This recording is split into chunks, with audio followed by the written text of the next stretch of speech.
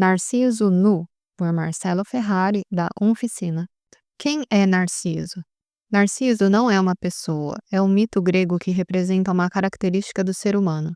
Um mito é construído por meio de uma história. O mito de Narciso é a história de uma pessoa que se apaixona por seu reflexo. Acreditamos que uma pessoa narcisista é uma pessoa apaixonada por si. Isso é um equívoco. Narciso não se apaixona por si como se costuma pensar. Narciso se apaixona por seu reflexo. Qual é a diferença? Narciso existe sem seu reflexo, mas o reflexo não existe sem Narciso. Narciso é causa, reflexo é efeito. Isso é óbvio, mas é um detalhe que não é fácil de perceber. Você existe sem seu reflexo, mas o oposto não acontece. Você é causa, reflexo é efeito. Quando você ignora essa obviedade, você confunde causa e efeito, tal como acontece com Narciso. Ele se apaixona pelo seu reflexo e esquece de si. Narciso acha que ele é o reflexo. Quando você se apaixona pelo seu reflexo, você se perde de vista. O reflexo é a criatura, você é o criador. Quando você se apaixona pelo seu reflexo, você se perde de vista. O reflexo é a criatura, você é o criador. Quando você esquece que você é o criador, você perde sua autonomia, perde seu autocontrole, perde a responsabilidade pela sua criação. Realidade multimídia. Quando você está assistindo televisão, tem a mídia da imagem e a mídia do som. São duas mídias distintas. Mas você não percebe que tem duas mídias acontecendo simultaneamente. Você fica tão imerso na experiência que parece que é uma mídia só. Essa realidade que você está experimentando agora e sempre também é multimídia. Então, você também não percebe que são várias mídias acontecendo simultaneamente. É fundamental entender que a realidade é multimídia para entender o narcisismo. É fundamental entender que a realidade é feita de duas mídias distintas que acontecem simultaneamente: significante e significado. Raiz do narcisismo. Assim como você mistura imagem e som quando está assistindo televisão, você mistura significante e significado quando está vivendo. Essa confusão é a raiz do narcisismo, pois faz você acreditar que o significado é o significante. Quando você olha para uma coisa, o significado que você está vendo na coisa não está na coisa. A coisa é o significante e funciona igual um espelho. O significado que você vê na coisa está em você, que está olhando para a coisa, assim como a imagem que você vê no espelho está em você, que está olhando para o espelho. Semiótica da realidade. Significante e significado são termos de uma ciência chamada semiótica que estuda a estrutura das linguagens humanas. A Oficina usa esses termos de forma mais abrangente. Significante igual objeto. Cadeira, mesa, pessoa, dedo, cabelo, óculos, nariz, dente, parede, etc. é significante. Significado é o valor que você agrega ao objeto. Quando você vê uma cadeira e pensa, coisa para sentar, o pensamento coisa para sentar está na cadeira? Não, é um valor que você agrega à cadeira. Quando você olha para um copo e pensa, coisa para beber água, onde está esse pensamento no copo? Não está em lugar nenhum, porque copo é só um objeto, ou seja, significante. O que você pensa a respeito do copo é significado. Quando você assiste um filme e pensa, filme triste, cadê a tristeza no filme? Não está em lugar nenhum, porque tristeza é o valor que você está atribuindo ao filme. Tristeza não é significante, é significado. Enfim, significante é tudo que você experimenta com os 5 sentidos, são os objetos, coisas, pessoas, acontecimentos. Significado é tudo que está dentro da sua cabeça e que você vê refletido nos objetos, coisas, pessoas, acontecimentos. Projeção psicológica. Para entender o narcisismo, é preciso entender que Narciso existe sem seu reflexo, mas o reflexo não existe sem Narciso. O significante existe sem a atribuição do significado, mas o significado não existe sem o processo de atribuição. Ou seja, você projeta o significado que está vendo refletido no objeto. Narciso, vendo a si refletido no rio, é uma metáfora para a projeção psicológica. Não existe psicologia na Grécia, então os gregos usaram a ideia de reflexo para tratar da projeção psicológica do significado. Narciso é o significante e o reflexo de Narciso é o significado. Urubu e o significante. O que acontece se você jogar um significante em um urubu? Uma pedra, por exemplo. Você pega uma pedra e joga no urubu. O urubu sofre? Sim, ele sofre. Por que o urubu sofre? Porque dói. Mas não é só isso. O urubu sofre porque quer prazer e não quer dor. Se o urubu quisesse sentir dor, ele agradeceria a você pela pedrada. Mas ele não quer sentir dor, ele quer prazer. Então, o desejo tem que entrar na equação do sofrimento do urubu. Só o fato de doer não é suficiente. Urubu e o significado. Se você jogar um significado em urubu, ele sofre? Se você falar que o urubu é feio, por exemplo, você pega o feio e joga no urubu. Seu urubu feio, narigudo e fedido, ele sofre? Não sofre. E por que o urubu não sofre quando você chama ele de feio? Primeiro, porque feio não é um objeto igual a uma pedra. É um significado. Depois, porque o urubu não quer significar bonito. Se o urubu quisesse significado de bonito, na hora que você o chamasse de feio, ele sofreria. Mas o urubu não entende o que é bonito e feio. Nem quer entender. Nem tem o desejo de significar bonito. Você e o significante. Se o outro te jogar um significante, uma pedra, por exemplo, você sofre? Sim, você sofre. E por que você sofre? Porque você quer prazer e não quer dor. Novamente temos a presença do desejo na equação do sofrimento.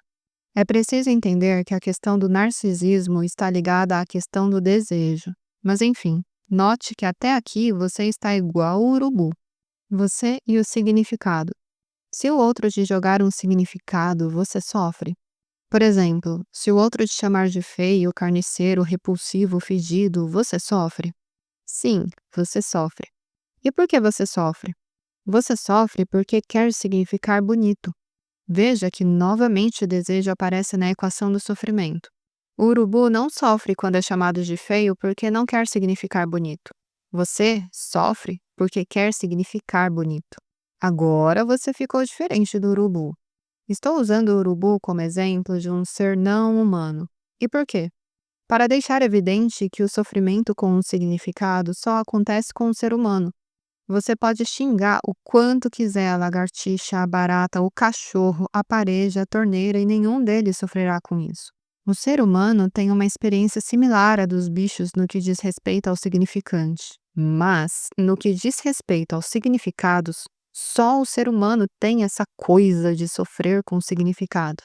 Isso é o funcionamento humano que precisa ficar consciente, senão fica impossível lidar bem com o narcisismo. Choque de imagens. Por que você quer significar X e não Y? Você quer significar X porque você se considera X. Vou usar o adjetivo bonito no lugar de X. Você quer significar bonito porque você se considera bonito. Se você não se considerasse bonito, uma pessoa lhe diria: você é feio, e não teria problema nenhum. O problema vem do choque de significados. Você olha para si e atribui o significado de bonito. O outro olha para você e atribui o significado de feio. Tem um choque de atribuições de significados na convivência. Tem um choque entre a imagem que você faz de si e a imagem que o outro faz de você. A imagem que você tem de si é a autoimagem. A imagem que o outro tem de você é a outroimagem. Tem um choque entre a autoimagem e a outroimagem. Critério de significação. Qual critério de significação você usa para se considerar bonito? Você usa o seu critério. Qual critério de significação o outro usa para considerar que você é feio? O outro usa o critério dele. O seu critério é igual ao critério do outro? Não! Cada um tem um critério diferente. Então, como o outro pode atribuir o mesmo significado que você atribui? Simples, não pode. É impossível. Mas, se é impossível, por que você quer que o outro faça algo impossível? Por que você quer que o outro use um critério de significação que ele não tem? Narcisista ou burro? Você quer que o outro tenha o mesmo critério que você porque você é narcisista. Se você não fosse narcisista, você não iria querer isso. Mas, como você é humano e narcisista, você quer o impossível. O urubu não quer o impossível porque não é narcisista, nem consegue ser. Você, por ser humano, pode ser e é. Mas, sendo que seu desejo é impossível, você é narcisista ou burro? Minha sugestão para você lidar melhor com o narcisismo é ficar consciente que narcisismo é burrice. Quando estiver sendo narcisista, diga a si: estou sendo uma anta, uma toupeira, estou querendo que o outro faça uma coisa que é impossível. Claro que você não sabia que narcisismo é burrice, mas agora você sabe, porque caminhou até aqui. Até ontem você ignorava que realidade é multimídia, ignorava que significante não é significado. Mas agora você sabe tudo isso. Então, não precisa mais ser burro. Definição de narcisismo. Narcisismo é a crença de que seu critério de significação é absoluto. Urubu tem pena no cu. A professora pediu aos alunos que fizessem um verso com rima de tarefa. No dia seguinte, foi verificar a tarefa. Leia seu verso, Mariazinha, disse a professora. A rosa é formosa, ela disse. Muito bem, Mariazinha, disse a professora. E você, Joãozinho, qual é a sua rima? Urubu tem pena no cu, ele disse. Tá errado, disse a professora. Refaz a tarefa que amanhã vou perguntar novamente. No dia seguinte, a professora voltou a perguntar. Qual a sua rima, Joãozinho? Urubu tem pena no cu, ele disse. Já falei que tá errado, disse a professora. Refaz a tarefa que amanhã vou perguntar novamente. Depois de um mês fazendo a mesma tarefa, Joãozinho já estava de saco cheio da professora. Então, quando a professora perguntou: qual é a sua rima, Joãozinho? Ele disse: Urubu tem pena no pé porque no cu a professora não quer. Eis a dificuldade de viver autoísta. Seu urubu é seu. Você é livre para colocar a pena onde quiser. Sua vida é sua, você é livre para viver como quiser. Mas os professores, religiosos, morais, sexuais, etc., te reprovam e te fazem refazer a tarefa até você aprender, até você viver do jeito que eles querem. E o pior é que não fazem isso por mal, fazem isso porque os professores deles fizeram o mesmo com eles. Essa rima se chama uniformidade. É triste, mas é verdade. Acontece o tempo todo, desde sempre, em todo lugar. E se você não suportar a rejeição, a punição e a discriminação por viver sua própria rima, vai acabar rimando amor com dor, se transformando em mais um professor da uniformidade e enfiando a pena no cu dos outros. É isso que você quer? Então me diga, qual é a sua rima? O que é universalismo? Universalismo é alteridade. No absoluto não existe alteridade, só existe você. Você é tudo e não tem outro. No universalismo existe você e o outro. Isso é alteridade. A definição de universalismo da oficina é um diferente de um. Outro é diferente de você e você é diferente do outro. Unimultiplicidade. Não somos todos iguais, somos todos igualmente diferentes. Eu sou outro você, você é outro eu. Mas eu não sou você, nem você sou eu. Eu sou eu e você é você. A luz de uma estrela é luz, igual à luz de outra estrela. Mas a luz de uma estrela é a luz de uma estrela e não de outra. Um dedo é a mão, outro dedo é a mão. Os 5 dedos são a mesma mão. Mas, retirados os dedos, que mão tem? O universo não é unidade, é unimultiplicidade. Convivemos, mas isso não significa ausência de individualidade, significa coexistência. Pois como poderia haver convivência sem coexistência? 8 bilhões de super-heróis. Somos 8 bilhões de super-heróis, todos tentando salvar o mundo. E salvar o mundo do quê? Do errado. O cristão quer salvar o mundo do islamismo e o islâmico quer salvar o mundo do cristianismo. O ateu quer salvar o mundo da crendice e o crente quer salvar o mundo do ateísmo. Os heterossexuais querem salvar o mundo da homossexualidade e os homossexuais querem salvar o mundo da heterossexualidade. A esquerda quer salvar o mundo da direita e a direita quer salvar o mundo da esquerda. Os pais querem salvar os filhos e os filhos querem salvar os pais. Resultado? Treta, guerra, soco, pontapé, facada, mágoa, inimizade, ódio, etc. E tudo em nome de ajudar o outro. Ajudar o outro é piada, é mentira cabeluda. Ninguém quer ajudar o outro. Cada um quer ajudar a si mesmo. Cada um quer que o outro reze sua cartilha. Cada um quer que sua verdade seja absoluta. Se não fôssemos hipócritas e admitíssemos isso, daí sim ajudaria. Mas não, somos todos certos e santos. O vilão é sempre o outro. A culpa é sempre do outro. O errado é o outro. O inferno é o outro. O capeta é o outro. Eu sou o Salvador. Eu imponho o meu certo ao outro porque são as bases da santidade, da verdade, do amor e da salvação. Você pode expor sua opinião e seu critério de valores ao outro sem ser um caga-regras. Como? Exatamente como estou fazendo aqui, explicando. E só estou fazendo isso porque você veio aqui se esclarecer. Caso contrário, não lhe explicaria nada, pois estaria sendo invasivo. Expor é diferente de impor. Explicar é diferente de implicar. Expor e explicar é saudável e produz bem viver. Impor e implicar é violento e produz mal viver. Ocupação metafísica. Ocupação é um termo popular nos movimentos de cidadania. Tem um lugar desocupado, alguém vai lá e ocupa. Tem uma praça pública, o povo vai lá e ocupa. O movimento sem terra é um tipo de ocupação. Quando os povos antigos foram se espalhando pelo mundo e estavam fazendo ocupação. O nome histórico é colonização, mas isso é só terminologia. Colonização é ocupação. Ocupação acontece quando um lugar é terra de ninguém ou público. Os portugueses ocuparam uma suposta terra de ninguém que chamaram de Brasil. Moradores de rua ocupam os espaços debaixo dos viadutos. Mas tudo isso é ocupação física. Cadê a ocupação metafísica? Parafraseando Morpheus no filme Matrix, a ocupação metafísica está em todo lugar. É tudo que te rodeia. Você pode vê-la quando olha pela janela ou quando liga sua televisão. Você a sente quando vai para o trabalho, quando vai à igreja, quando paga seus impostos. É a realidade colocada diante dos seus olhos para que você não veja que é um escravo.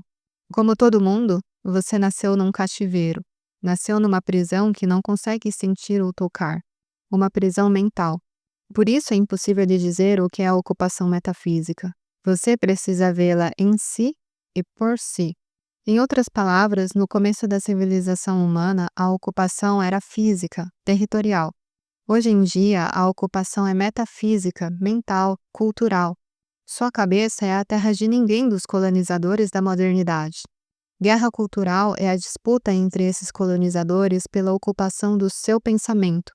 Numa guerra pela ocupação de espaço físico, as armas são físicas, revólveres, metralhadoras e bombas. Numa guerra pela ocupação do seu pensamento, é preciso usar armas mentais, ideologias, teorias, propaganda, fake news, fofoca, injúria, enfim, todo tipo de manipulação de informação. Eis o que é e como funciona a guerra cultural. Discriminação é bom. A palavra discriminação é inadequada para descrever o comportamento a que se refere. Discriminar significa separar em categorias. Discriminar é um processo mental natural, saudável e inevitável. Caso contrário, você estaria morto, pois seria incapaz de discernir a diferença entre as coisas. Dizer que abacate é fruta, por exemplo, é fazer uma discriminação. Significa que abacate pertence ao grupo das frutas. Dizer que fulano é brasileiro significa que fulano pertence ao grupo dos brasileiros. Dizer que Beltrano é feio significa que, para você, Beltrano pertence ao grupo das pessoas feias. Porém, quando você discrimina alguém, tal como a palavra discriminação é cotidianamente usada, você não está colocando a pessoa na categoria a qual acredita que ela pertence. Pelo contrário, você está querendo que a pessoa se enquadre em uma categoria na qual ela não pertence. Por exemplo, quando você proíbe uma pessoa de ser gorda, você não está discriminando a pessoa, pois a pessoa gorda se encaixa na categoria de gorda. O que você está executando não é discriminação, é uniformização, padronização. Você está querendo que a pessoa gorda se encaixe na categoria de magra. Esse é o equívoco de usar a palavra discriminação, onde o correto seria dizer uniformização. Comportamentos como racismo, xenofobia, misoginia, capacitismo, etarismo, aporofobia, intolerância religiosa, etc., não são discriminações, são uniformizações.